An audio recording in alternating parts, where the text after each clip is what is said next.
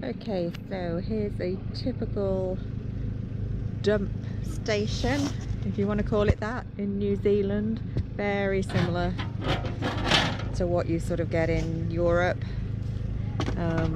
Same sort of sign even.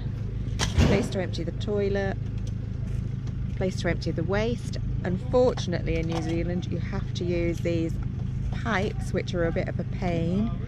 There's no driving over the grid like you do in Europe. And at the end there's somewhere for you to fill up with your fresh. And whatever you do, we see it so many times when we're on our travels, when you are filling it with your fresh, don't use the wastewater or toilet water tap. There's always a freshwater tap, so there's absolutely no need at all to use the tap that's designated for cleaning out your toilet. You certainly don't want any horrible germs to get into your system when you're away. So that's it really, and all these are signposted from the street with the same sign as what you're seeing there, the same dump sign. So it's really good. Most towns seem to have one, or you never seem to be too far away from one, so it's all easy peasy.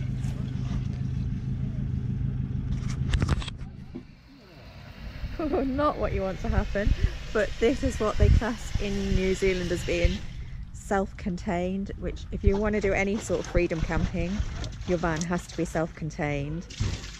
That basically means having a portaloo, not a built-in toilet as such, not a cassette toilet, just a portaloo, which just fits in our van into a little cupboard under the seat. You pull it out when you need it, and a waste water tank is what the green waste pipe there is attached to at the moment, which is emptied into that drain as well. So you don't need a shower, but you do need something to hold your wastewater so you're not dumping it on the ground. They definitely don't like you dumping your wastewater on the ground, which is quite different to Australia. In Australia there's no tanks in these sort of camper vans that we've hired here. It's just a case of your water going out onto the floor.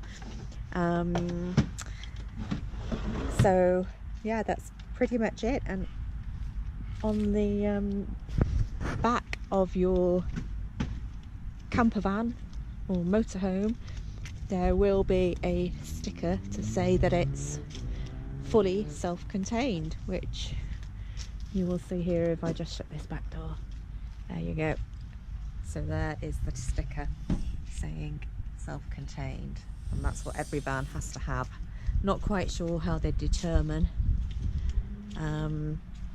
if a van is actually self-contained, because some of the ones we've seen on the trip definitely don't look like they'd be able to fit a toilet in, and you wouldn't think they'd have a proper waste tank on them, but hey ho, it's all pretty flexible here in many ways. So how it's governed or what have you, it might be a different matter to what you think.